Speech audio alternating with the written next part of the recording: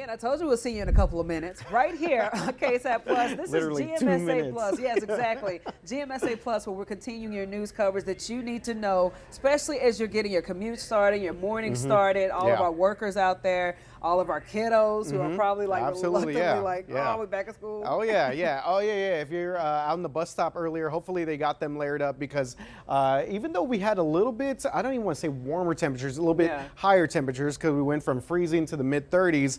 That wind, when I stepped outside, I was like, oh, it's pretty much like smacking me right across the face. Mike Tyson in that joint. Okay, so, but again, as we're speaking about how the temperatures are, and obviously tomorrow's going to be the bigger talker with weather, how our roads looking. Out on the roadways, if you're out and about driving, you would notice that there are streaks in every other place there. Right, mostly our major highways, overpasses. Obviously, that's that brine that TxDOT's throwing. So yes, if you see that like white kind of dust out there, just keep that in mind that we got that going on right now. Do you want to go to Alex now? Yes, Should we check out? As a matter of fact, in Drive Cam, it looks like we do have that out there. Hey, Alex Gomez, how you doing? Good morning. Did you see that right there? That was on one of the overpasses right there, the brine, that de-icing agent that's on the interchange of I-37 and I-10 right there near downtown. And that's what you're going to be seeing throughout the interchanges and the overpasses across the city. So TxDOT just, they're just taking those measures to de-ice the roadways just in case something happens. But right now, I can tell you we've got dry roads for today. I hear the rain's coming tomorrow. Maybe that's where we're going to be a lot busier. But for now, I'm not seeing any issues on this side of town. This is I-37 South near Fair Avenue. And things have been great this morning, guys. All right, thanks so much, Alex. And of course, we've been checking in with him.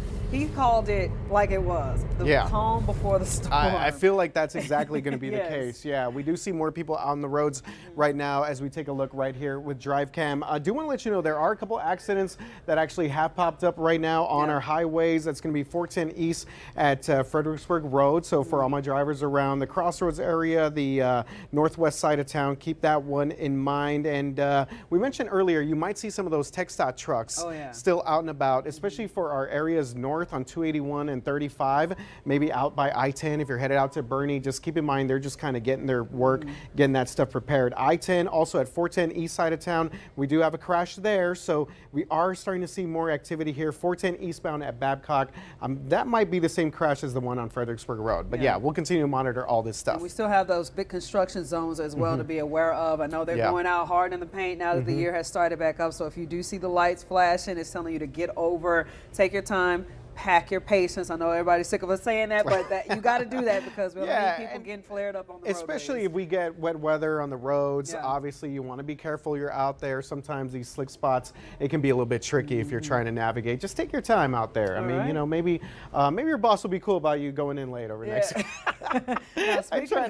Speaking of wet roads, though, the person who's been giving us kind of the insight on everything that we need to know weather-wise is one and only Justin Horn. Meteorologist Justin Horn is joining us right now. Go ahead and, make your entrance into the shot. I'll see you both. What's up, man? How's it going? Happy Wednesday. Long time no see. We were talking about it earlier. Yes, it was warmer technically a little bit today in comparison to yesterday, but that wind came through, and it was very piercing in times. The winds have picked up a little bit this morning, so it's kind of a trade-off, right? So temperatures are above freezing, but it feels like it's in the 20s. Yeah. And it's a cold morning. And this storm system that's going to be affecting us tomorrow, wide-ranging storm system, because right now it's creating those very gusty winds out in California, which if you've seen the pictures, just an awful situation out there, very gusty winds. But it's that storm system that is headed our way and will give us rain chances as we get into tomorrow. As we said, above freezing this morning, we're in the mid-30s, 36 here in town, 37 New Braunfels. We are down to freezing in Bernie, but we've also got that good north wind, as Jaffney pointed out, and that's what makes it feel a little bit colder out there. Wind chills have been in the 20s for the most part. Right now, it feels like it's 30 here in town, and then you got wind chills in the low 20s. Bernie, Comfort, Kerrville. So I think the kids are already at school by now, right? I think, yes. Or they should be headed out the door anyway. Yeah. Wake up and go. Anyway, just know that you'll want your big coat this morning. Your KSAT 12-hour forecast, noontime 39. We should make it up to about 41 or so this afternoon. Cloudy skies will be here most of the day, and that's going to keep temperatures really in check. So let's look at the futurecast, and this is what I think most people want to see, right? What's happening tomorrow? Well, when you wake up tomorrow morning, I don't think there's going to be a lot on the radar. This is 7 a.m. We may get a decent morning commute, but by midday, the rain's going to really start to fill in. And this pink color represents where we could see some sleet and freezing rain, and that's mainly going to be Rock Springs Junction, Kerrville, Fredericksburg. Higher elevations up there. And it's going to be creating some minor impacts. I don't think it'll be a huge issue, but some of the elevated surfaces we certainly need to watch. And it still shows some of that even during the afternoon around Fredericksburg, but I think it turns to all rain late in the day, and it could be some heavy rain in some cases.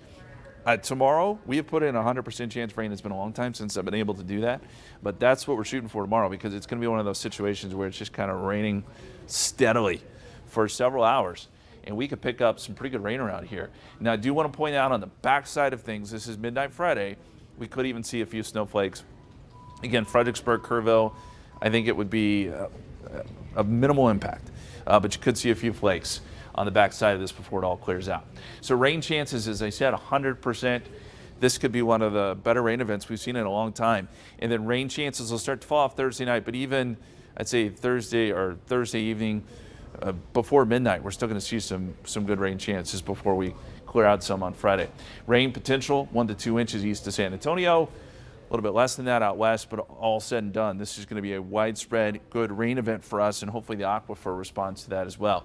And very quickly, if you'll allow me, I want to talk a little bit about precipitation types, because we get this question a lot. Why is it rain? Why is it sleet? Why is it snow? Here's why.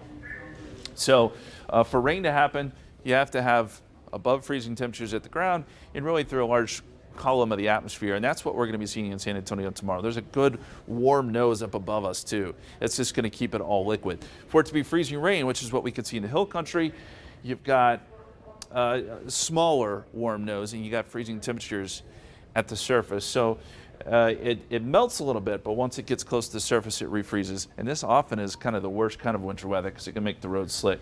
Sleet, the warm nose is even smaller, so you get a little bit of melting, but it refreezes, and that's when you get some of those ice pellets and things like that. And then snow, you got below freezing all the way through, which, again, we may see a few snowflakes in the backside of this, but that's not really an issue. So I did want to explain that for folks who have been asking. And there's the extended forecast. Windy on Friday. In the wake of this system, we get some good weather this weekend. 60 on Sunday, so it warms up nicely.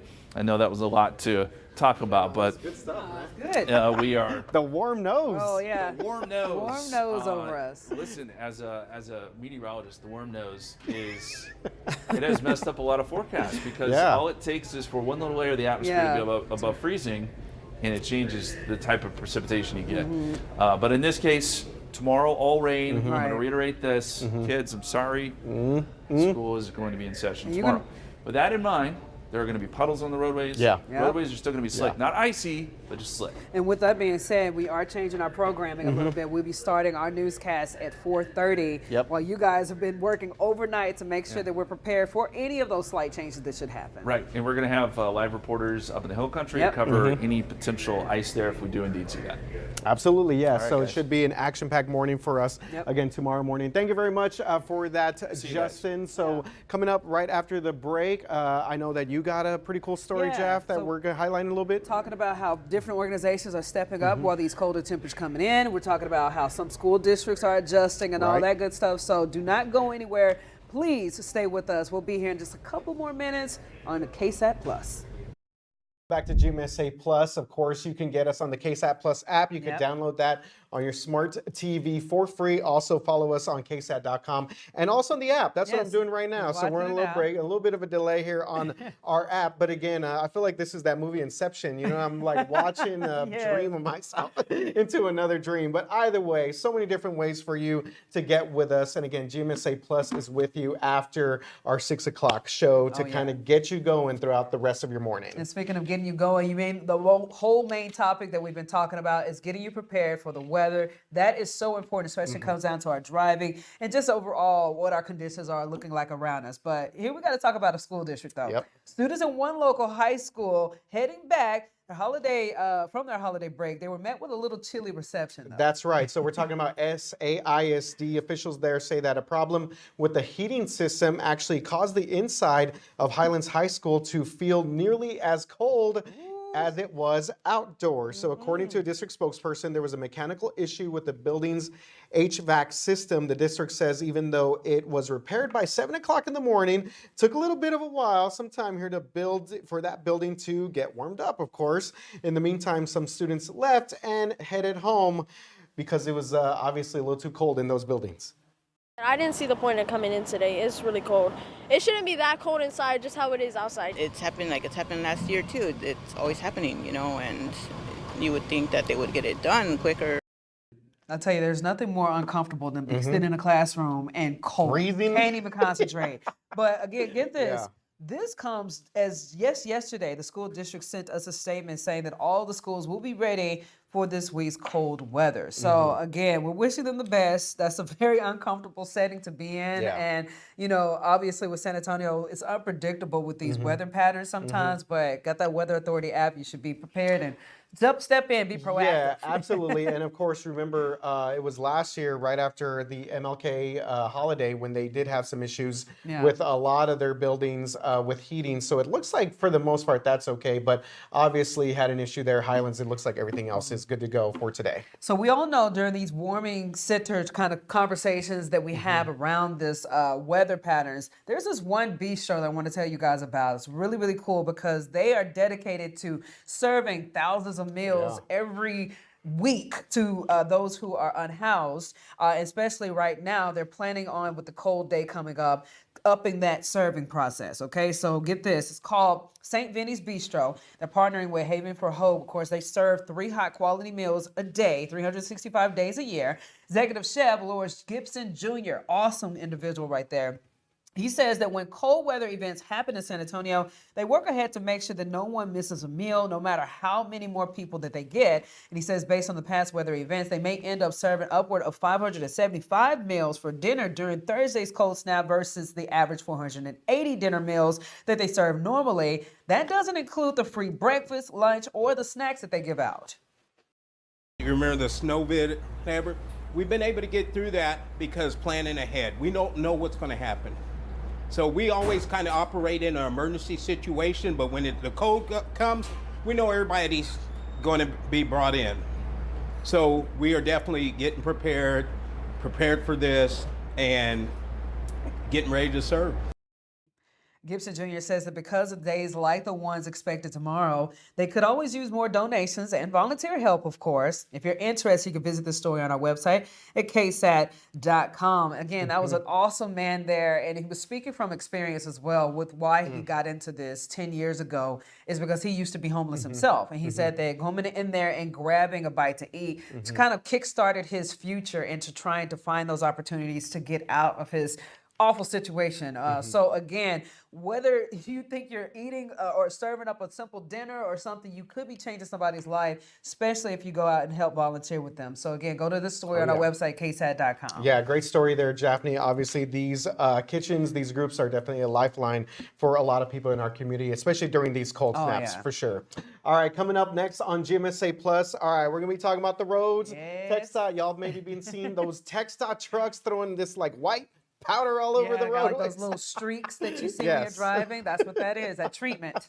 Yes, we're going to talk about that and get some advice from TxDOT spokespeople about what you need to do if you are ever caught or stranded during some of this winter weather. We'll be right back.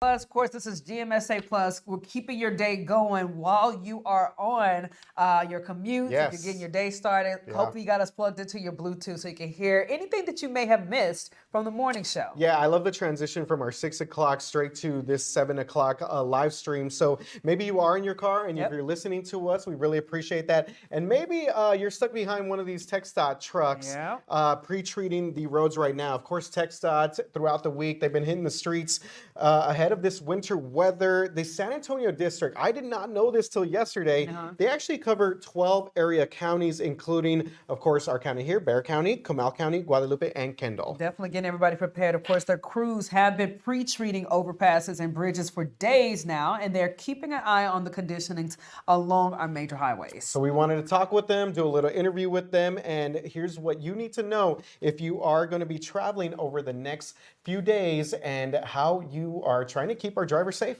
What are some of the initial preps as we get set for this winter weather event? KSAT started to brine or place brine on the roadways. Brine is just an application that we put on the roadway to avoid the bonding of the freezing rain onto the pavement for easy removal. We'll see kind of